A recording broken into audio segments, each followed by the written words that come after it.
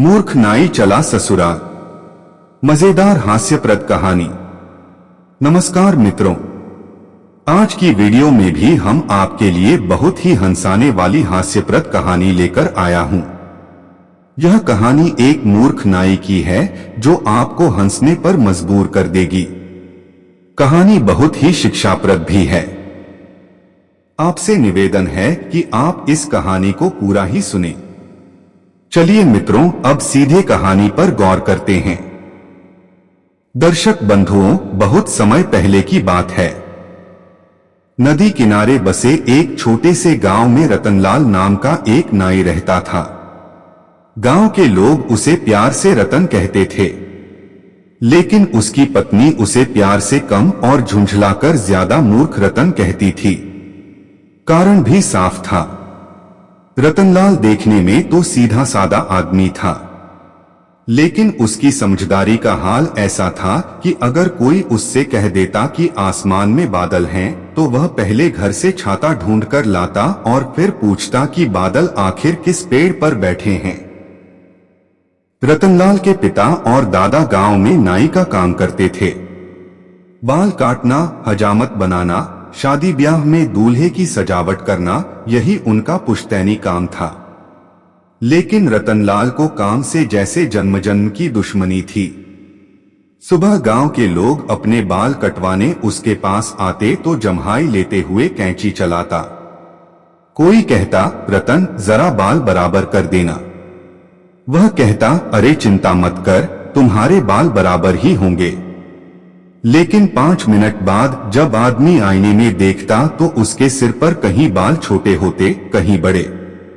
ऐसा लगता जैसे उसके सिर पर खेत की मेड़ बनी हो। एक दिन गांव का श्याम उसके पास बाल कटवाने आया। रतनलाल ने आधे बाल काटे और फिर वहीं बैठकर ऊँघने लगा। श्याम ने कहा, अरे रतन, सो मत जाना, मेरे बाल अभी आधे ही कटे हैं। रतनलाल ने आंखें मलते हुए कहा, अरे नहीं भाई, मैं सो नहीं रहा था। मैं तो आंखें बंद करके सोच रहा था कि अगली बार तुम्हारे कितने बाल काटने हैं। श्याम बोला, पहले जितने काटे हैं उन्हें तो बराबर कर दे। पास बैठे लोग हंसने लगे। धीरे धीरे गांव के लोगों ने उसके यहां जाना कम कर दिया। जब काम ही कम हुआ तो घर की हालत भी खराब होने लगी। रतनलाल की पत्नी सुशीला बड़ी समझदार और मेहनती स्त्री थी। वे घर का काम संभालती, थोड़ा बहुत सिलाई ढाई करती और किसी तरह घर चलाती। मगर एक बात उसे सबसे ज्यादा परेशान करती थी, उसका पति मेहनत से जी चुराता था। एक शाम सुशीला ने चूल्हे पर खाली बर्तन चढ़ाकर बस पानी गर्म करने का बहाना किया। घर में अनाज इतना कम था कि वह बच्चों के सामने खाली डिब्बा नहीं खोलना चाहती थी। रतनलाल चारपाई पर लेटा हुआ खर्राटे भर रहा था। सुशीला ने उसे आवाज दी, अजी सुनते हो? रतनलाल ने करवट बदलते हुए कहा, घर में खाने को कुछ नहीं है। जवाब देते हुए पत्नी बोली, तो कुछ काम करो। रतनलाल बोला, कल कर लूंगा। सुशीला ने माथा पकड़ लिया, तुम्हारा कल कभी आता भी है? रतनलाल बोला, क्यों नहीं आता? रोज आता है। सुशीला बोली, लेकिन तुम्हारे काम का कल कभी नहीं आता। रतनलाल चुप हो गया। सुशीला कुछ देर सोचती रही। तभी उसे अपनी मायके की याद आई। उसकी छोटी बहन की शादी के बाद वहां कुछ दिनों से मेहमानों का आना जाना चल रहा था। उसने सोचा कि अगर रतनलाल को कुछ दिनों के लिए ससुराल भेज दिया जाए तो कम से कम घर का राशन बचेगा और शायद ससुराल वाले भी उसे समझाने का कोई उपाय निकाल लें।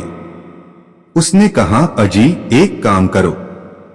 रतनलाल तुरंत सतर्क हो गया, काम? कैसा काम? सुशीला बोली, मेरे मायके चले जाओ। रतनलाल ने आंखें चमका दी, सच? बोले, हां, वहां खाने को मिलेगा। सुशीला ने कहा, यही तो तुम्हारी सबसे बड़ी चिंता है। रतनलाल मुस्कुराया और बोला, देखो, भाग्यवान आदमी को भविष्य की चिंता करनी चाहिए। सुशीला बोली, तुम भविष्य की नहीं, भोजन की चिंता करो। दोनों हंस पड़े। फिर सुशीला ने समझाते हुए कहा, देखो, मेरे मायके में इन दिनों मेहमान आए हुए हैं। तुम वहां चले जाओ, कुछ दिन रहो। ससुराल वालों का हाथ बटाओ और उनका हालचाल पूछो। खाली पेट घर लौटने से अच्छा है कि कुछ दिन वहां रहकर काम सीखो। रतनलाल ने तुरंत पूछा, वहां रोज खाना मिलेगा? सुशीला बोली, अगर तुम काम करोगे तो जरूर मिलेगा। रतनलाल ने लंबी सांस ली, काम? हाँ, काम। कितना? जितना घर में जरूरी हो। रतनलाल ने सिर खुजलाया, अच्छा, अगर बहुत ज्यादा काम हुआ तो? सुशीला ने कहा, तो समझ लेना कि तुम्हारे जीवन में पहली बार तुम्हारी उपयोगिता साबित हो रही है। रतनलाल को बात समझ में तो नहीं आई, लेकिन ससुराल में खाने की बात सुनकर वह तैयार हो गया। अगली सुबह सुशीला ने उसके लिए एक पुरानी लेकिन साफ धोती कुर्ता निकाला। एक कपड़े की पोटली में 2 जोड़ी कपड़े रखे और रास्ते के लिए थोड़ा सा चना गुड़ बांध दिया। रतनलाल पोटली देखकर बोला, इतना थोड़ा? सुशीला ने कहा, रास्ते में चना गुड़ मत खाना, ससुराल में खाना। रतनलाल बोला, अगर रास्ते में ही भूख लग गई तो? चना खाना। और अगर चना खत्म हो गया तो? पानी पीना। अगर पानी भी खत्म हो गया तो? सुशीला झुंझलाकर बोली, तो भगवान का नाम लेना। रतनलाल ने तुरंत हाथ जोड़ दिए, अच्छा, ये सबसे अच्छा उपाय है। सुशीला ने जाते जाते उसे रोककर कुछ जरूरी बातें समझाईं। सुनो, मेरे मायके में जाकर कोई ऐसी हरकत मत करना जिससे मेरी नाक कटे। रतनलाल बोला, अरे, मैं भला क्या कर दूंगा? सुशीला बोली, यही तो डर है। तुम सोचते ही नहीं हो कि क्या कर रहे हो। फिर उसने कहा, दूसरी बात, किसी के घर जाओ तो पहले नमस्ते करना, फिर हालचाल पूछना। खाने की चीज सामने देखकर टूट मत पड़ना। घर के लोगों की मदद करना। और सबसे जरूरी बात, जो बात समझ में ना आए उसमें अपनी तरफ से बुद्धिमानी दिखाने की कोशिश मत करना। रतनलाल ने बड़े आत्मविश्वास से कहा, तुम मुझे इतना मूर्ख क्यों समझती हो? सुशीला बोली, क्योंकि तुम्हें देखकर समझदार लोग भी खुद को बहुत समझदार समझने लगते हैं। रतनलाल कुछ बोल नहीं पाया। वह पोटली कंधे पर डालकर चल पड़ा। गांव की सीमा तक पहुंचते पहुंचते उसे रास्ते में अपना मित्र शंकर मिल गया। शंकर ने पूछा, कहां चले रतन? रतनलाल ने सीना चौड़ा करके कहा, ससुराल जा रहा हूं। शंकर हंस पड़ा, अरे वाह, आज सूरज पश्चिम से निकला है क्या? रतनलाल बोला, क्यों? तू खुद चलकर ससुराल जा रहा है? हां, कोई काम पड़ा है। रतनलाल ने धीरे से कहा, वहां खाना मिलेगा। शंकर जोर से हंसने लगा, अब समझा, तू पत्नी से मिलने नहीं, भोजन से मिलने जा रहा है। रतनलाल बोला, देख भाई, पेट भी कोई छोटी चीज नहीं है। शंकर ने सिर हिलाया, यह बात तो सही है, लेकिन याद रखना, पेट भरने के लिए मेहनत भी करनी पड़ती है।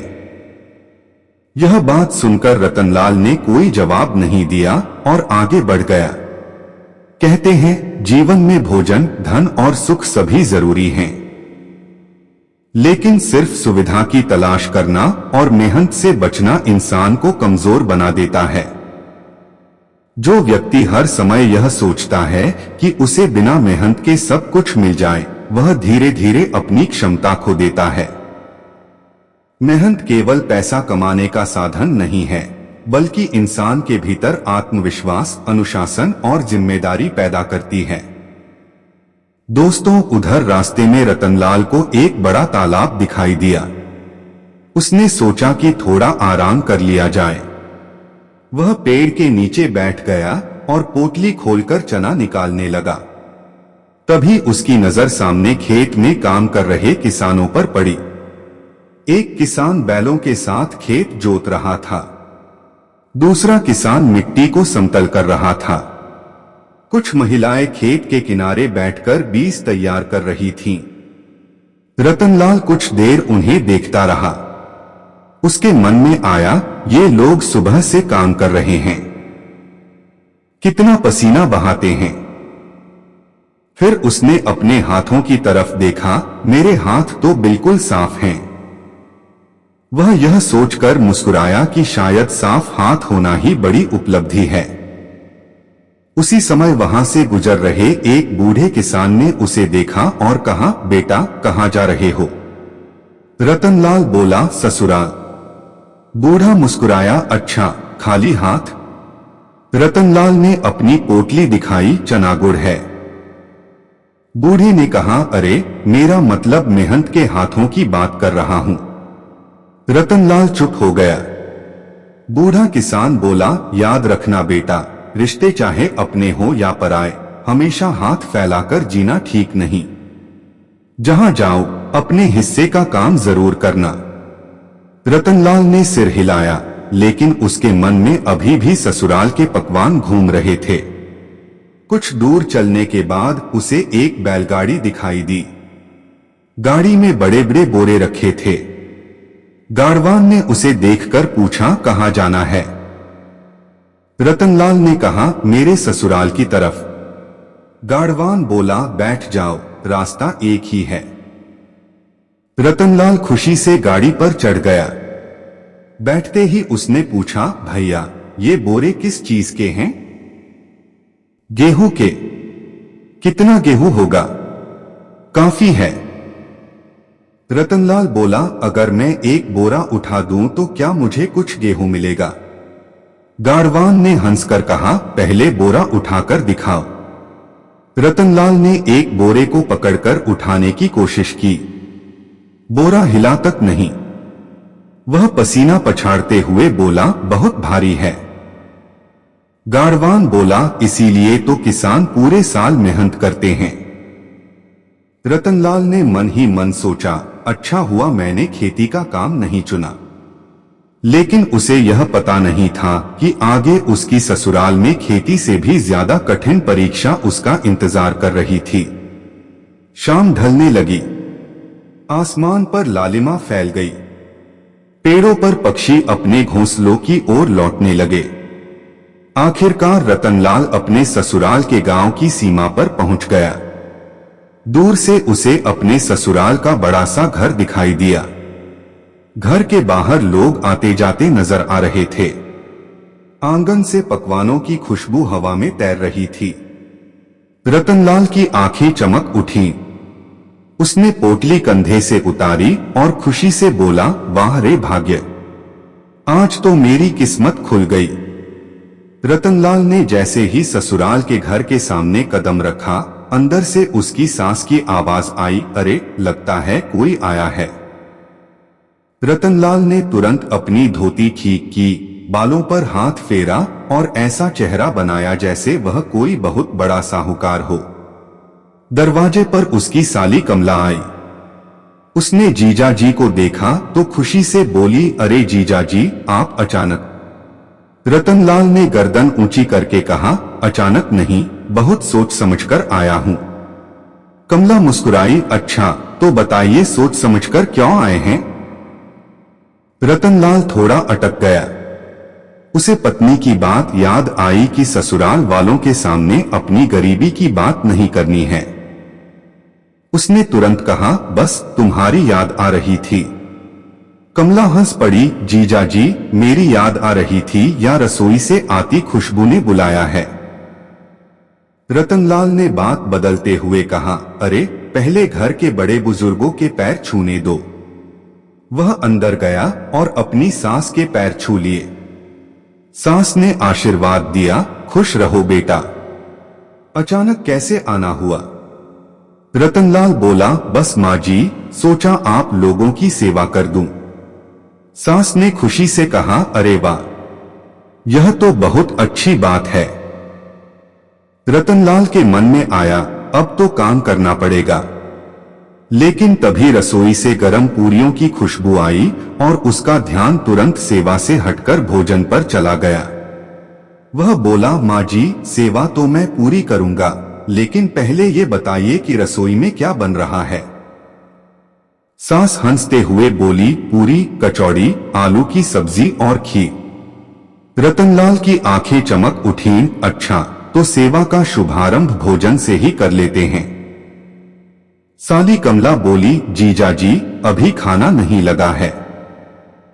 रतनलाल ने पूछा, कब लगेगा? थोड़ी देर में। कितनी देर में? बस आधा घंटा। रतनलाल ने लंबी सांस ली। आधा घंटा? उसे लगा जैसे किसी ने उसे आधी उम्र की सजा सुना दी हो। कुछ देर बाद उसकी सास ने कहा, बेटा, तुम थके हुए आए हो, पहले हाथ मुंह धो लो। रतनलाल हाथ मुंह धोने चला गया। वहां उसने देखा कि आंगन में एक बड़ा घड़ा रखा था। उसने सोचा कि यह शायद पानी का घड़ा है। उसने घड़ा उठाने की कोशिश की। घड़ा बहुत भारी था। वह बोला, इसमें पानी है या पूरा तालाब भर रखा है? पास खड़े उसके साले सुरेश ने कहा, जीजा जी, पानी ही है। रतनलाल बोला, इतना पानी कौन पीता है? सुरेश बोला, घर के सब लोग। रतनलाल ने सिर हिलाया। अच्छा, तभी तुम्हारे घर के लोग इतने मजबूत हैं। सुरेश हंस पड़ा। रतनलाल ने हाथ मुंह धोया और लौटकर चारपाई पर बैठ गया। उसी समय ससुर जी बोले, बेटा, रास्ते से आए हो, थोड़ा आराम कर लो। फिर शाम को गोदाम से गेहूं की 2 बोरियां अंदर रखवा देना। रतनलाल का चेहरा उतर गया। उसने सोचा, यहां आते ही बोरे उठाने पड़ेंगे, लेकिन उसने हिम्मत करके कहा, जी ससुर जी, अभी रख देता हूं। वह गोदाम की तरफ गया। वहां सचमुच गेहूं की बड़ी बड़ी बोरियां रखी थीं। उसने एक बोरी को पकड़कर खींचा। बोरी टस से मस नहीं हुई। उसने दूसरी बार जोर लगाया। इस बार वह खुद पीछे जाकर गिर पड़ा। सुरेश वहां पहुंच गया। क्या हुआ जीजा जी? रतनलाल बोला, कुछ नहीं। बोरी को थोड़ा प्यार से उठाने की कोशिश कर रहा था। सुरेश बोला, प्यार से नहीं उठेगी, ताकत लगानी पड़ेगी। रतनलाल बोला, मेरे पास ताकत तो है, लेकिन आज रास्ते में ही खर्च हो गई। सुरेश जोर से हंस पड़ा।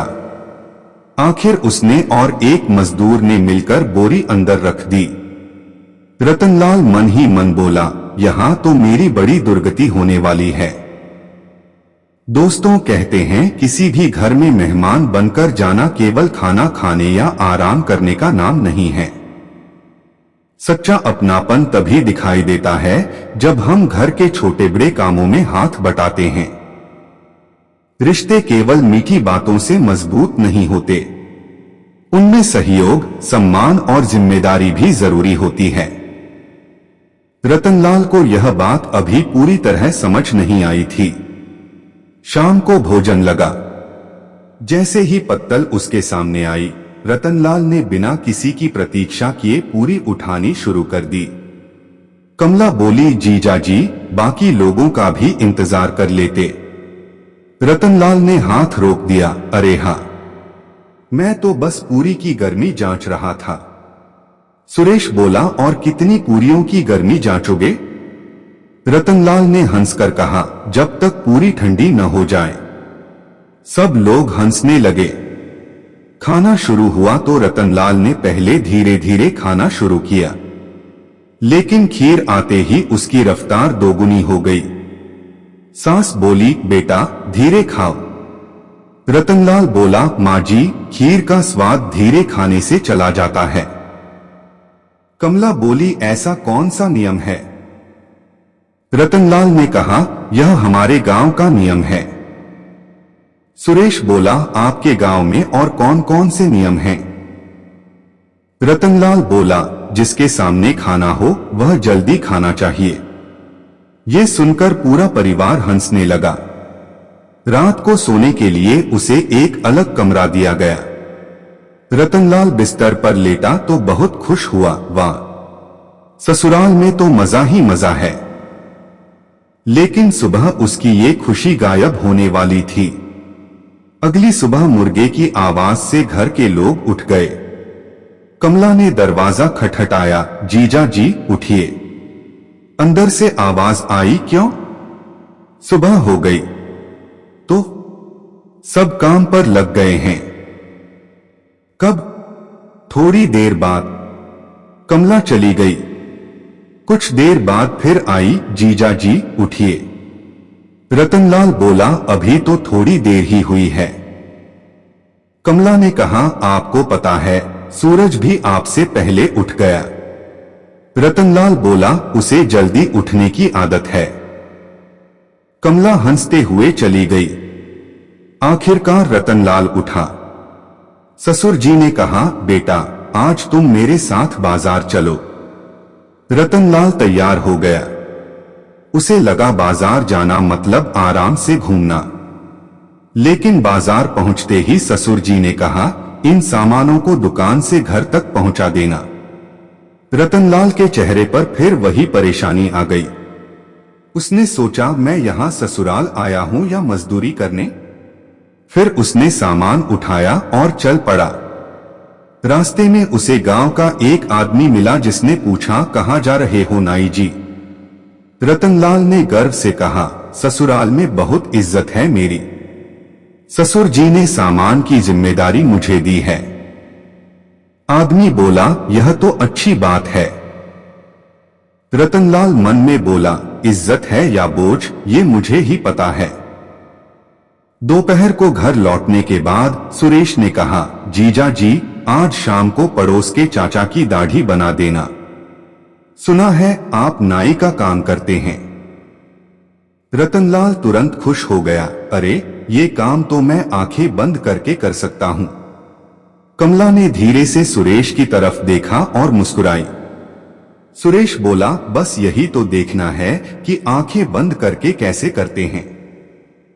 रतनलाल ने हंसकर बात टाल दी। शाम को पड़ोसी चाचा आए। रतनलाल ने उस्तरे निकाले और बड़े आत्मविश्वास से कहा, चिंता मत करना चाचा, ऐसी हजामत बनाऊंगा कि जवान लगोगे। चाचा बोले, बस दाढ़ी बराबर कर देना।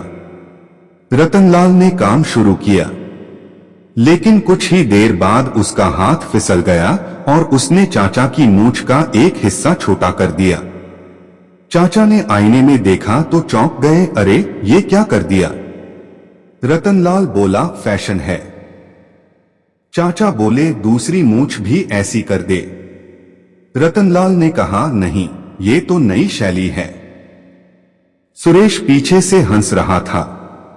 कमला बोली, जीजा जी आपकी शैली देखकर तो पूरा गांव नई शैली अपनाने से डर जाएगा। रतनलाल ने जल्दी जल्दी दूसरी तरफ की मूंछ भी छोटी कर दी। अब चाचा का चेहरा ऐसा लग रहा था जैसे मूंछों के बीच समझौता नहीं हुआ हो। सब हंसने लगे। रतनलाल ने कहा, अरे इसमें हंसने की क्या बात है, दोनों तरफ बराबर कर दी है। चाचा बोले, बराबर तो कर दी, लेकिन मेरी मूंछ कहाँ है? अब सुरेश और कमला को यकीन हो गया कि जीजा जी को सीधे समझाने से कोई फायदा नहीं होने वाला। उन्होंने आपस में सलाह की। कमला बोली, भैया अगर इन्हें ऐसे ही छोड़ दिया तो यह पूरे घर को परेशान कर देंगे। सुरेश बोला, ठीक कहती हो, लेकिन करें क्या? कमला ने धीरे से कहा, इनकी सबसे बड़ी कमजोरी क्या है? सुरेश बोला, खाना, और दूसरी अपनी समझदारी पर बहुत ज्यादा भरोसा। दोनों एक दूसरे को देखकर फिर मुस्कुराए। सुरेश बोला, बस अब इन्हीं दोनों चीजों से इनकी बुद्धि ठिकाने लगाते हैं। उन्होंने एक मजेदार योजना बनाई। अगली सुबह सुरेश ने रतनलाल से कहा, जीजा जी हमारे गांव में आज एक बहुत बड़ा काम है, उसमें आपकी जरूरत है। रतनलाल ने पूछा, क्या काम? सुरेश ने गंभीर चेहरा बनाकर कहा, ऐसा काम जो केवल बहुत समझदार आदमी ही कर सकता है। ये सुनते ही रतनलाल की छाती फूल गई। अच्छा, तो फिर मुझे ही करना चाहिए। कमला ने पीछे से मुंह दबाकर हंसी रोक ली। सुरेश बोला, लेकिन इसमें एक शर्त है। क्या? आपको बिल्कुल वैसा ही करना होगा जैसा हम कहें। रतनलाल बोला, अरे मुझे काम समझाने की जरूरत नहीं, मैं बहुत समझदार आदमी हूं। सुरेश ने कहा, इसीलिए तो आपको चुना है। रतनलाल गर्व से बोला, चलो बताओ क्या करना है। सुरेश और कमला उसे लेकर घर के पीछे वाले पुराने आंगन में पहुंचे। वहां एक बड़ी लकड़ी की पेटी रखी थी। रतनलाल ने पूछा, इसमें क्या है? सुरेश बोला, यही तो रहस्य है। रतनलाल की आंखें फैल गईं। रहस्य? कमला बोली, अगर आपने आज ये काम ठीक से कर दिया तो घर में आपकी बड़ी तारीफ होगी। रतनलाल ने पेटी को गौर से देखा। उसके मन में तरह तरह के विचार आने लगे, शायद इसमें कोई कीमती सामान है। सुरेश बोला, जीजा जी अब ध्यान से सुनिए। रतनलाल कान आगे करके खड़ा हो गया। सुरेश ने उसकी तरफ देखा और बोला, आज आपको ऐसा काम करना है कि शाम तक पूरे घर को यकीन हो जाए कि आप सच में समझदार हैं। रतनलाल ने गर्व से कहा, ये तो मैं अभी साबित कर दूंगा। सुरेश और कमला ने एक दूसरे की तरफ देखा और फिर पेटी के पास खड़े रतनलाल से बोले, जीजा जी ध्यान से सुनिए। इस पेटी को आज शाम तक घर के पीछे वाले कमरे में पहुंचाना है। रतनलाल ने पेटी को देखा, बस इतनी सी बात? सुरेश बोला, हाँ, लेकिन इसमें बहुत कीमती सामान है। इसे जमीन पर घसीटना नहीं है। रतनलाल ने तुरंत कहा, अरे मैं कोई बच्चा हूं क्या, बड़ी सावधानी से ले जाऊंगा। कमला बोली, और रास्ते में पेटी खोलनी भी नहीं है। रतनलाल ने थोड़ा बुरा मानते हुए कहा, तुम लोग मुझे इतना लालची क्यों समझते हो? सुरेश ने कहा, हम आपको लालची नहीं समझते जीजा जी, बस सावधान कर रहे हैं। रतनलाल ने पेटी उठाने की कोशिश की। उफ, ये तो बहुत भारी है। सुरेश बोला, अंदर कीमती सामान है ना? रतनलाल के चेहरे पर फिर उत्सुकता आ गई। कितना कीमती? सुरेश ने गंभीरता से कहा, इतना कि अगर गलती हो गई तो पूरे परिवार को नुकसान हो सकता है। रतनलाल ने तुरंत पेटी को दोनों हाथों से पकड़ लिया। चिंता मत करो, अब इसकी जिम्मेदारी मेरी। सुरेश और कमला एक तरफ हटकर मुस्कुराने लगे। असल में पेटी के अंदर कोई कीमती सामान नहीं था दोस्तों, उसमें पुराने कपड़े, कुछ टूटे बर्तन और सूखी लकड़ियां रखी थीं। दोनों भाई बहन ने सिर्फ इसलिए पेटी को रहस्यमय बताया था ताकि रतनलाल उसे पूरी सावधानी से उठाए। रतनलाल धीरे धीरे पेटी लेकर चलने लगा। आंगन पार किया, फिर पीछे की गली में पहुंचा। वहां रास्ते में एक छोटा सा गड्ढा था। रतनलाल ने उसे देखा, लेकिन पेटी का भार इतना था कि वह ठीक से संभाल नहीं पाया। उसका पैर गड्ढे में फंसा और वह धड़ाम से गिर पड़ा। पेटी एक तरफ जा गिरी, रतनलाल दूसरी तरफ। वह कुछ देर जमीन पर पड़ा रहा, फिर उठकर बोला, पेटी को तो कुछ नहीं हुआ। सुरेश दौड़कर आया और बोला, जीजा जी आप ठीक हैं? रतनलाल बोला, मैं ठीक हूं, लेकिन पेटी को देखो, कहीं इसमें रखा कीमती सामान खराब तो नहीं हुआ।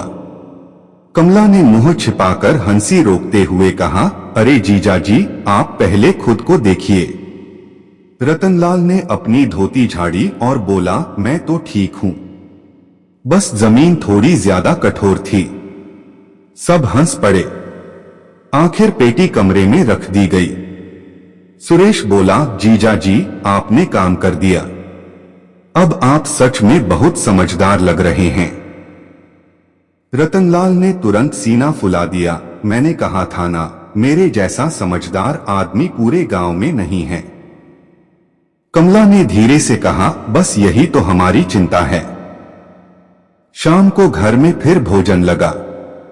इस बार रतनलाल को भरपेट खाना मिला, लेकिन भोजन के बाद उसकी सास ने कहा, बेटा कल सुबह तुम्हें वापस जाना है। रतनलाल ने कहा, अभी क्यों? यहां तो मेरा मन लग गया है। सास बोली, तुम्हारी पत्नी भी तुम्हारा इंतजार कर रही होगी। यह सुनते ही रतनलाल थोड़ा चुप हो गया। उसे अचानक याद आया कि घर पर सुशीला अकेली है। उसने मन ही मन सोचा, कहीं वे यह न समझे कि मैं यहां मजे कर रहा हूं। फिर उसे यह भी याद आया कि जाते समय सुशीला ने कहा था, कुछ सीख कर लौटना।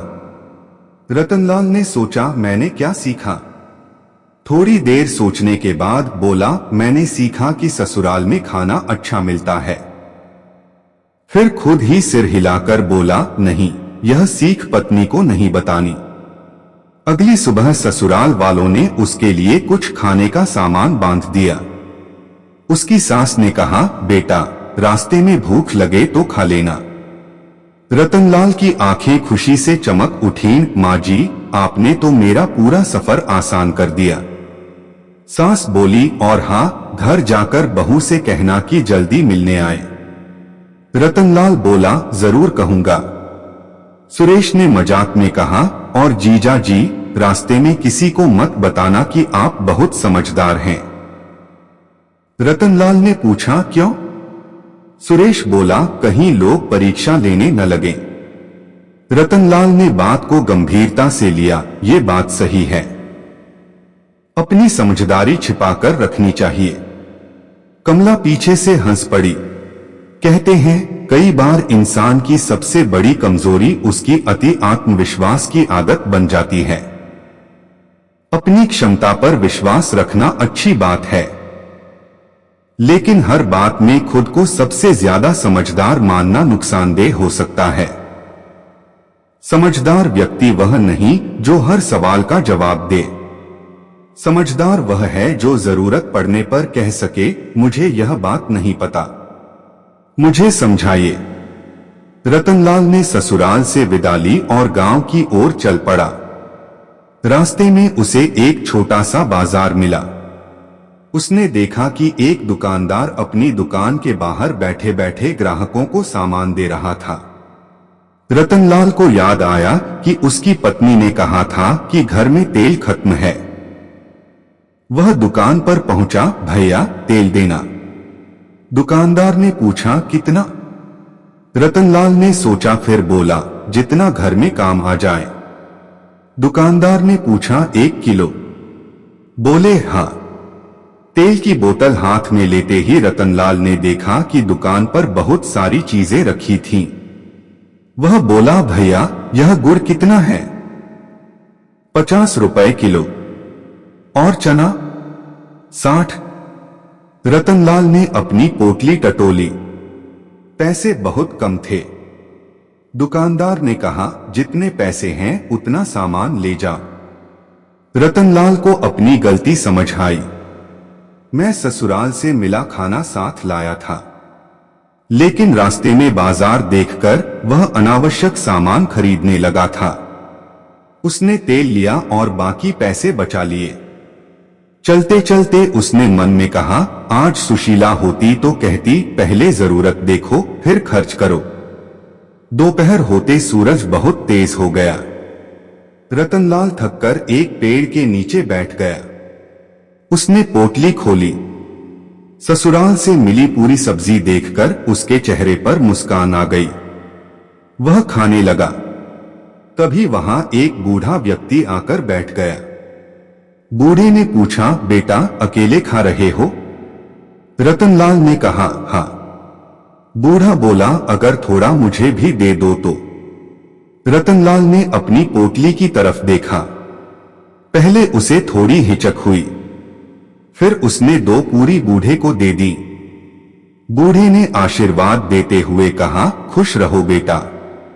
रास्ते में मिला भोजन बांटकर खाने से भोजन कम नहीं होता, मन बड़ा होता है।